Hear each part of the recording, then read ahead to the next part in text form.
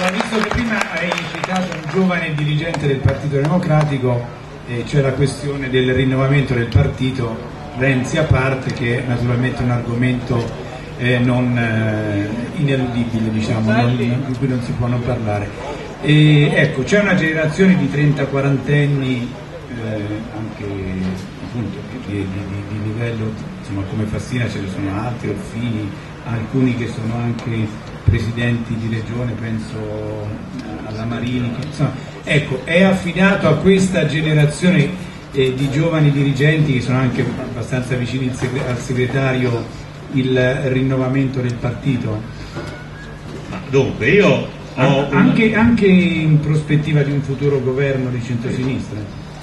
Io, ecco, in vista anche della discussione che dovremmo fare, qui io dico delle parole chiare, perché poi allora io ho una segreteria che è mediamente attorno ai 40 anni, metà uomini e metà donne.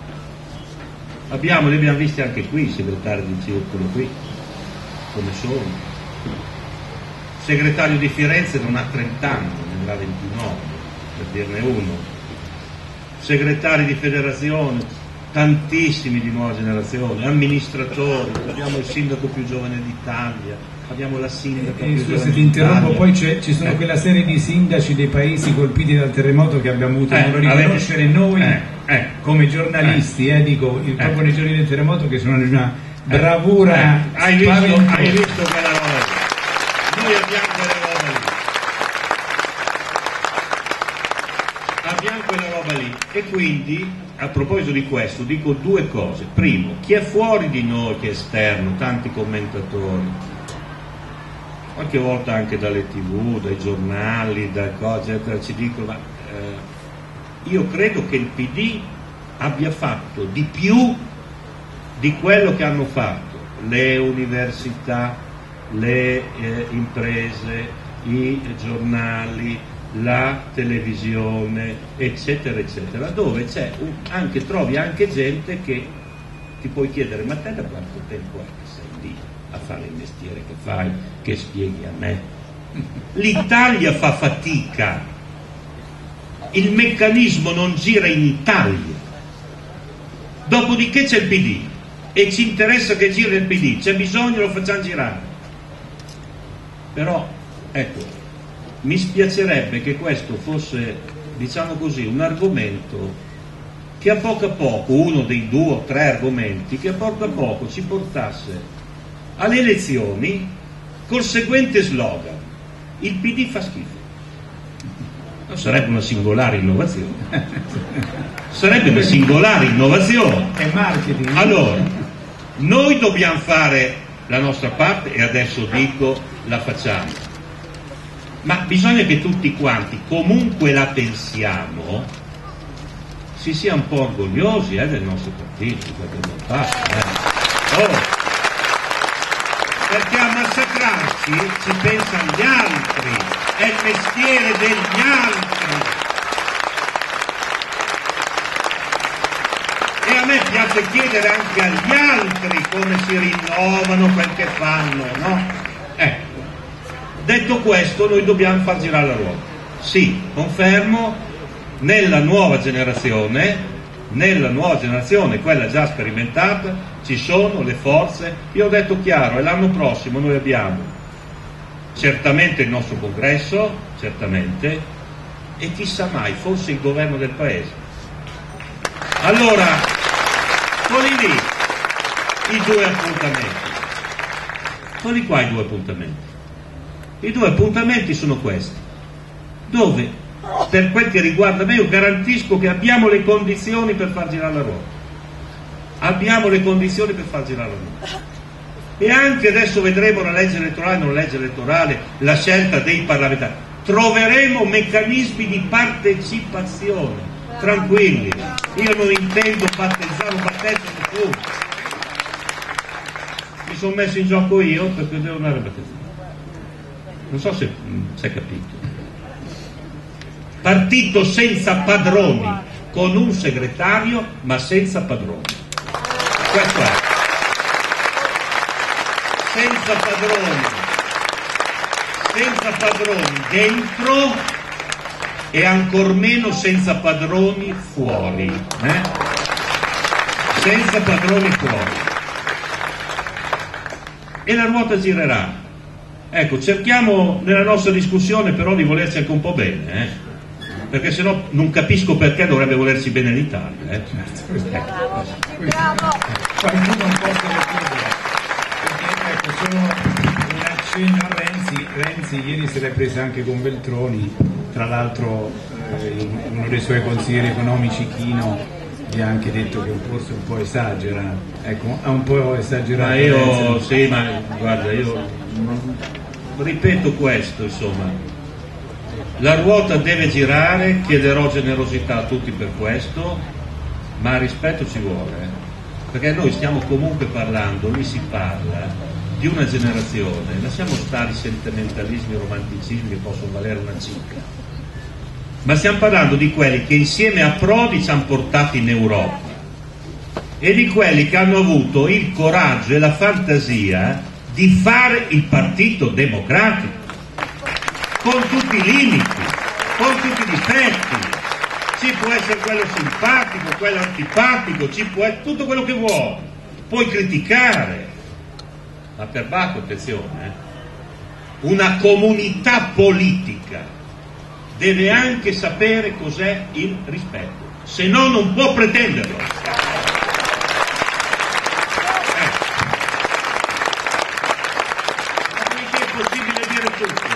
possibile dire tutto. Uno, più bella di così, ma noi abbiamo degli organismi, no? Abbiamo avete visto anche l'ultima assemblea no? Che confusione è venuta anche fuori, no? Si parlava dello stesso, che diciamo abbiamo anche esagerato, però si potrà dire tutto, ma non che è una caserma, no?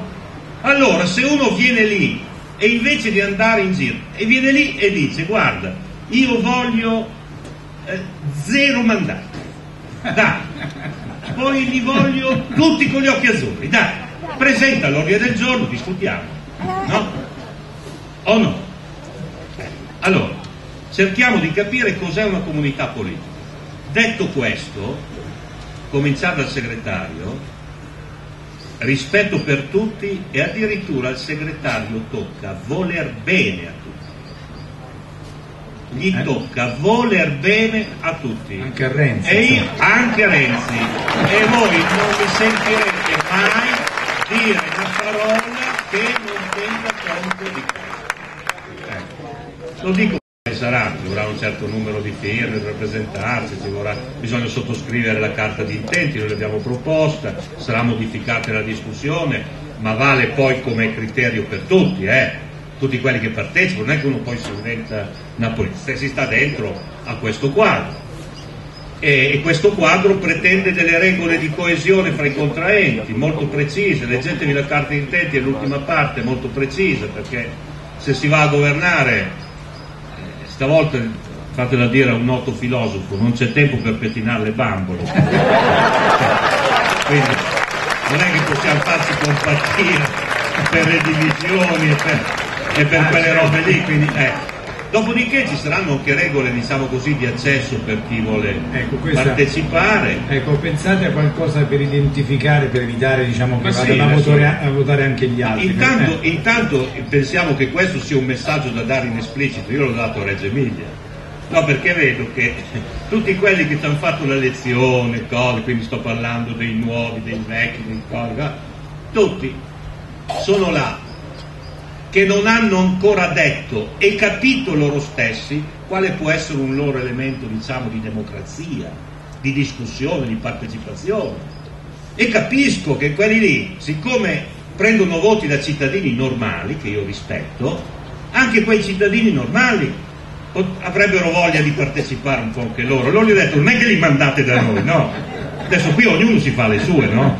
Fatevele anche voi, che ognuno si fa le sue, se no si riposa, ecco, e quindi senza fare questo rischio, sì, vabbè, ma senza fare barriere, diciamo così, che suonino come un ostacolo alla partecipazione, questo lo vogliamo, certamente qualche precauzione su questo profilo verrà presa, perché noi chiamiamo all'appello gli elettori del centro-sinistra e dell'area progressista del paese, ecco. E quindi avremo il modo anche di, come dire, di certificare. Fra l'altro abbiamo anche un'ambizione, sempre guardando il film avanti, ma se noi avessimo davvero il grande elenco di chi si iscrive nella grande area dei progressisti, voi sapete che è uno strumento formidabile di comunicazione, di coinvolgimento, può venirne fuori una cosa che si è mai vista in Europa, e quindi vorremmo usare quell'occasione anche per tirare la palla avanti, diciamo, di strumenti che mettano nel futuro in maggior comunicazione questa grande area dei progressisti. È un'occasione eccezionale per questo. Ecco, abbiamo una decina di minuti perché poi Bersani deve andare in una festa non concorrente, diciamo, non è, no. È a Padova. Sono sempre in festa. È una favola, è una meraviglia. Vabbè, in questi giorni insomma sembra un po' tornato tutto in discussione sul piano delle alleanze, no? Con Casini sembrava che era quasi fatta un'alleanza, adesso invece, insomma, comunque una collaborazione, adesso Casini sembra aver scelto un'altra strada, ecco, lo consideri una specie di tradimento oppure insomma è un po' tattico che lui, come dice spesso, organizza il suo campo e il PD organizza il campo dei progressisti, poi vi potrete anche rincontrare, o quella cosa dopo Monti ancora Monti chiude le strade? Ma io capisco appunto che, diciamo, i giornali escono tutti i giorni, si parla tutti i giorni, ma io vi pregherei di credere a un fatto. Io sono convinto da tempo, da quando faccio il segretario e poi mi si è rafforzata nell'anno successivo, l'idea che noi siamo in Europa e in Italia è un passaggio veramente storico che può portarci o a un percorso che via via ci induce, diciamo, un rafforzamento dell'Unione Europea, degli Stati Uniti d'Europa, oppure a un meccanismo di disgregazione. E in Italia, essendo noi per la prima volta dal dopoguerra in una situazione di impoverimento che si collega a una crisi mai vista del rapporto tra società e politica, io penso che questa è l'onda di fondo, tutto il resto sono increspature. A quest'onda di fondo corrisponde nelle opinioni pubbliche europee una cosa che è avvenuta in questi anni e che c'è ancora, e che è un ripiegamento verso posizioni regressive o populiste. Se ne parla poco, ma in Ungheria c'è una situazione che è parafascista, francamente, se riguarda le norme che fanno.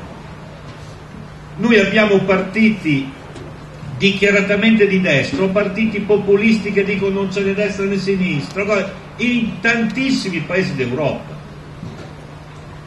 Ora, il punto è per i progressisti, se è questo il tema, per i progressisti il punto politico è creare un'area di governo dei progressisti che combatta culturalmente, politicamente contro fenomeni regressivi che disarticolano il civismo e i meccanismi della democrazia rappresentativa. Primo. Secondo, non essere, come dire, non dare l'impressione dell'autosufficienza, ma cercare di isolare le formazioni anti-europee, regressive, anticostituzionali, e quindi nelle forme che sono possibili dei progressisti che lancino sempre uno sguardo, un appello a tutti quelli che ritengono di dover far argine a posizioni di destra regressiva e populista.